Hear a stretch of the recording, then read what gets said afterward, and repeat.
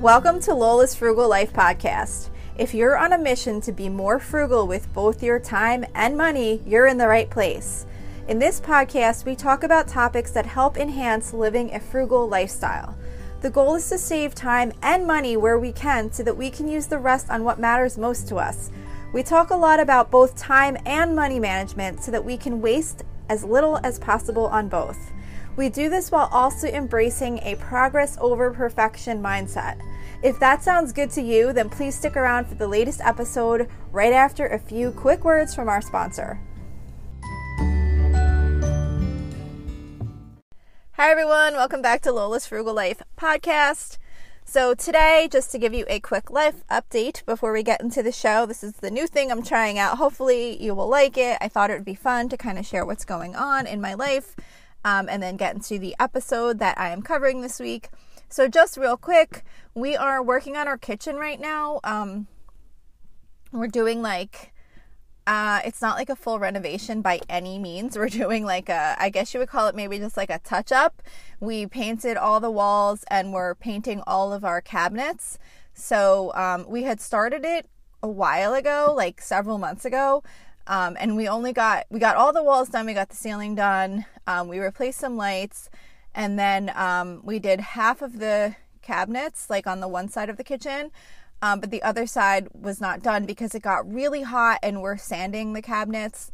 So my husband has to take them off and bring them outside. And then it just got really, really hot and it was causing the paint to kind of almost harden when he was trying to sand it down. It's hard to explain, but anyway, so we kind of put it on side. So for the summer, we've had our kitchen 2 different colors for the cabinets. Half of them, it's this green, it's not like a dark green. It's hard to describe. I guess it's more like that lighter green that you see in some kitchens where it's a light green cabinet and a lighter color wall. So we went with that and I really, really love it. We had our cabinets painted brown before and I liked it at first, but after a while it just seems very dark and they've gotten kind of dingy from needing to be painted and everything. So it's a huge difference and we went with a much lighter color on the walls and I just really love it. But anyway, we kind of had to put it aside. So like I said, we've had a multicolored kitchen over the course of the summer. So I'm excited to get back to that. So I will keep you updated as that's coming along. Hopefully we'll get it done quickly. I just did a couple of the cabinet doors and a part of the cabinet yesterday. So I'll have to do another coat today. So I'm really excited to see that moving along. My goal is to hopefully have it done by by Halloween. So that's that. And then for my loving lately, I just recently bought myself this Curlsmith styling spray. I usually was using a Paul Mitchell soft sculpting gel spray or something like that. I forget exactly what it was called. I was getting it on Amazon for the longest time. It's just a spray you just kind of spray in your hair just to kind of keep it a little bit under control. I have long hair and it's kind of wavy, so I have to kind of put a little bit of something in it when I'm going to work. If I'm staying home, I just put it in a braid and then that's that. But anyway, so my daughter kept saying this Curlsmith product was really great. So I said, you know what, the Paul Mitchell stuff was kind of getting pretty expensive, at least on Amazon, and that's where I knew to get it from. So I tried this Curlsmith product, which was pretty much the same, and I really like it so far. It makes my hair feel nice. It looks shiny.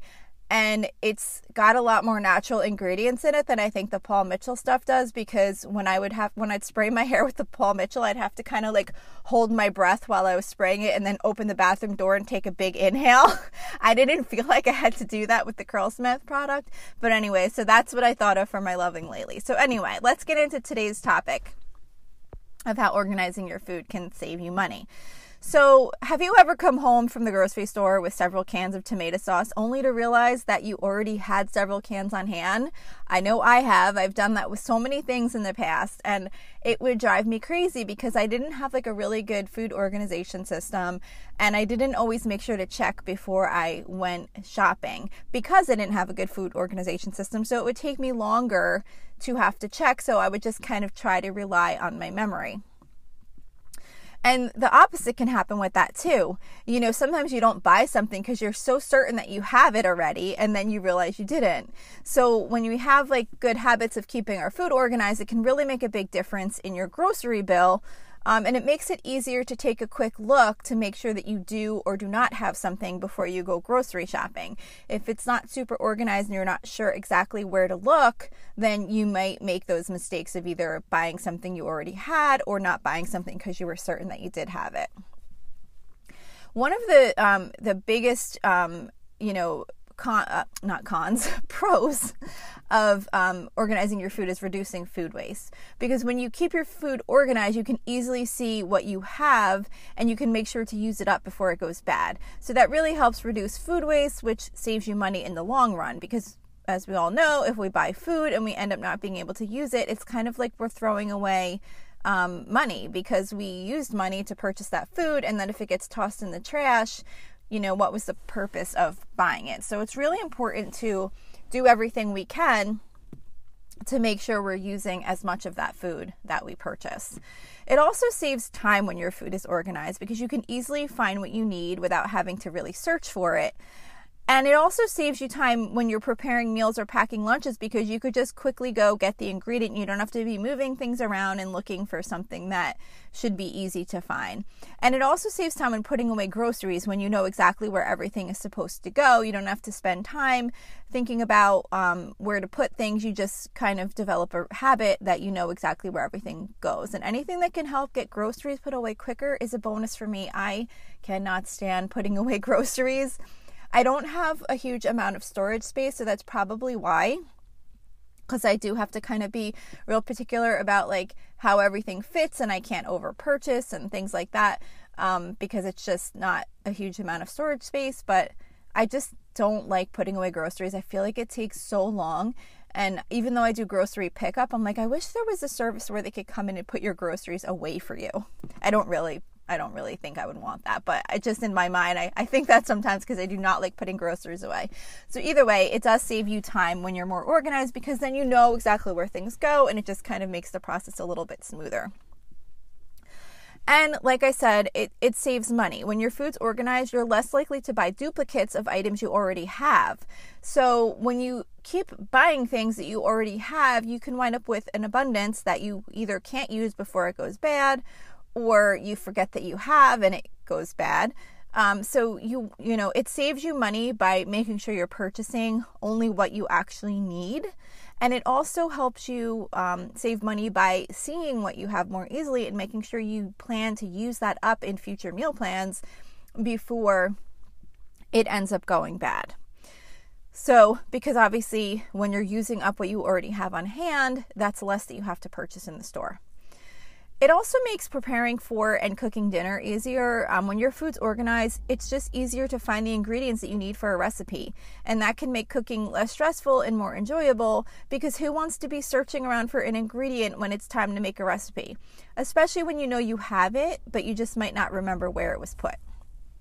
This definitely happens to me when someone else in my family cooks and they don't know, just because they're not in the habit of necessarily using certain ingredients or something like that. They don't know where it goes, and they forgot where it goes. And then when they put it away, they put it in some weird place, and then I'm searching for it, or I buy more because I think I look in the spot where it's supposed to be and it's not there. And I'm like, oh, I didn't realize we need that. And then here, a few days later, I find it like shoved in with the pasta or something. So, just kind of keeping stuff in a specific place can really just help with preparing and cooking dinner, and also, like I said, with determining what you need to buy for your grocery shopping.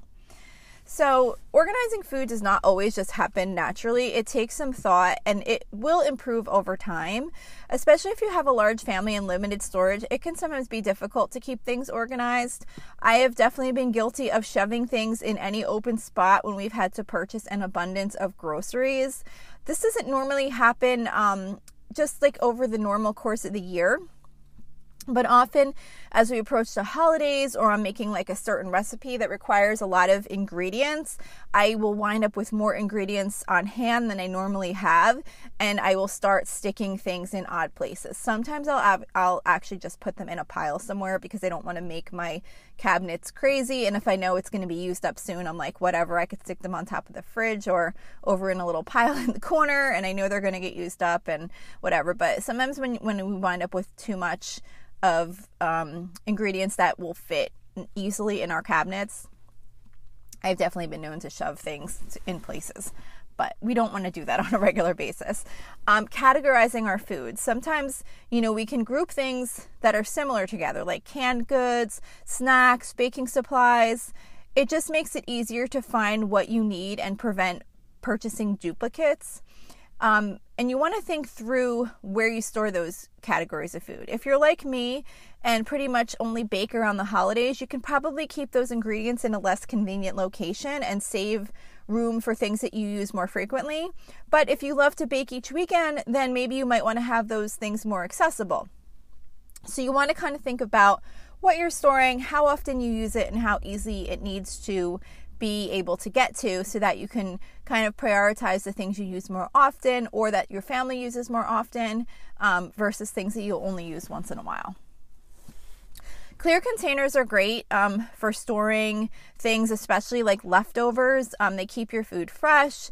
I can't stand when, well, if any of you do this, don't take it personally, but I can't stand when members of my family stick like a bowl in the fridge with like a piece of plastic wrap half kind of laid over it. I'm like, they're not going to eat that. It's going to get all gross because it's not fully covered. Things get moved and the plastic wrap comes off, and then there's just like this bowl in there with food in it. I'm like, can you please just use a container? We have plenty of Tupperware containers, or whatever they're called now. So, it just makes it easier to store the food because you can put things on top of it, and they're just usually fit better than like a bowl or something like that, but they definitely do keep the food fresh, and then it's more likely to get eaten. I also use those really, like bigger, plastic storage containers, that are made kind of like for pantry type items to store flour, sugar, and pasta. I don't have like an actual pantry, but I put them on top of my kitchen cabinets, and the ones I got had like a little black sticker that goes on the front, and I was able to write like, so it looks kind of cute, like to put like pasta, sugar, whatever, like on top, and put those up there, and it helped me save room in my cabinets for other things. When you're using containers to store leftovers in the fridge, it can be a good idea to kind of have like a specific area of the fridge for leftovers. Not necessarily if it's just for your own personal food. Like say if there's a small amount left and you decide you're going to pack it up and take it for lunch the next day, obviously you're going to know that it's there. But if it's just kind of like leftovers for general use for whoever to eat them that decides to eat them, it can be a good idea to kind of have them in a certain area of the fridge. That way it'll help your other family members be aware that those things are there and that they need to get eaten up, and that can also help reduce food waste too. Because if your family is like mine, it needs to be in an area where it can easily be seen, because if it gets put behind something, then it kind of doesn't exist. So if you want the food to get eaten up, make sure it's easy for others to see that it's there and that those are foods that can be eaten by whoever wants to. Labeling items is really great too. I don't label foods that I just put in a container to put in the fridge for leftovers, but what I do label is things especially that I put in the freezer. Even things that you would think would be easy to identify when you put them in the freezer definitely often become unrecognizable once they're frozen. So I like to use Ziploc baggies and a Sharpie. I do this with leftovers, but also with the meat, like if I have to separate to store it. Like for example, I was storing some ground beef the other day, and it came in like a 3-pound package, and I divided it into 2-pound portions and 1-pound portions. So I just wrote like 2 pounds and 1 pound on each. I could clearly tell that it was ground beef, so I didn't need to write ground beef 2 pounds, but I just wrote like 2 pounds and 1 pound. With chicken though, I will usually, except for chicken breast, because I feel like that's really easy to tell what it is. But if I have like say bone-in chicken thighs or whatever, I'll write like bone-in thighs 4. So I know, okay, there's 4 bone-in thighs, because sometimes you can't tell. And definitely if you're freezing like leftover like soups or like sauces or chili or things like that, those can definitely be hard to identify once they're frozen. So always make sure to write on those what they are, so that you're not having this like, you know, you take out what you thought was sauce for like a pasta night and then you realize it was like leftover chili or something that you didn't want. I have definitely done that before. So definitely label what you can when it makes sense. You also want to maximize your shelf space, because often cabinets will have more vertical space than what you actually need to store most items. So by adding like a shelf riser, you can double the amount of space that you have available to store items. But you also want to make sure that you do leave some taller space for items that aren't going to fit in those littler areas. And it really does help with, you know, making your storage space be able to hold more than if you just kind of leave the cabinets as is. You also want to make sure to rotate what you have. When you buy new groceries, of course, always make sure to move the older items to the front so that you use them up first. That definitely helps with preventing food waste and saving you money, because you don't want some things to kind of wind up going to the back and then you forget that you have them, or you forget they were older.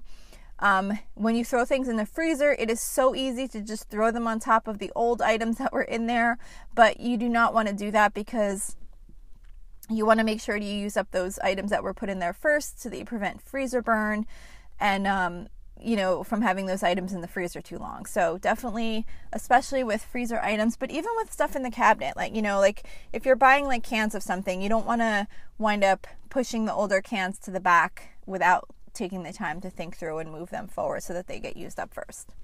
And then of course, keeping your fridge organized, using clear bins to group similar items together, or store things that you use frequently, like where you can easily see them. Again, like I said, that doesn't prevent my family from saying we don't have something because it was behind something else. But the more you can make things visible for people to see, the better it is to make sure that your groceries will get used up and not forgotten about. And then, of course, using baskets, bins, or bags. Baskets or bins can be used to store snacks, produce, other small items. I have a little, like a plastic dollar store type storage container that I have in one of my cabinets in the kitchen that just says like granola bars or whatever, and it's got like cereal bars and granola bars and stuff in it. It's easy to just pull it out. They're in there. When I put groceries away, I open up the box, I dump them in. It just makes life easier. They're also easy to remove for cleaning. You could just kind of pull it out and everything comes out with it. The one tip that I learned that has made such a huge impact for me was using reusable grocery bags to organize my chest freezer. I have a bag for each type of item. Like I have a bag for like ground beef. I have a bag for chicken. I have a bag for just like random frozen meals, things like that. And then I just pull them out and I can get to whatever I need. They so easily just pull out. I put them on the floor for a second. I get what I need. I put them back in. It makes putting the groceries away so much easier for frozen things. And it makes getting things out so much easier. And I never have something get lost in the freezer anymore like I used to. I used to despise going in that freezer when I would have to try and figure out what I had, because there'd be like a package of chicken breast over here and then another package of chicken breast over under here that got hid under something else. And it was just so hard to manage. This has just made it so much easier. So for me, that's probably one of the best organization tips I ever got. So I definitely recommend trying that out if you don't already have a system to keep your chest freezer, if you have a chest freezer to keep it organized. And then I also have bins in my regular freezer, that's like attached to my fridge in the kitchen, where I just, again, they're like from the dollar store. They're just like dollar store plastic bins. And I have one that says cheese, one that says frozen vegetables, and one that's like frozen fruit. So like I have them on the top shelf, and it just makes it easy. Like if I'm putting away frozen cheese, it goes in that bin. If I'm putting away frozen vegetables, it goes in that bin. If I need to defrost cheese that's frozen, I just pull out the bin. Like it just makes it so much easier to keep things organized and not have to kind of dig through a freezer. So that's all I have for today. Those are all my tips. on food organization and the benefits. So I hope you enjoyed this episode. If you did, please come over to our Facebook group. I'd really love to see that group get talking more. I love talking with you guys.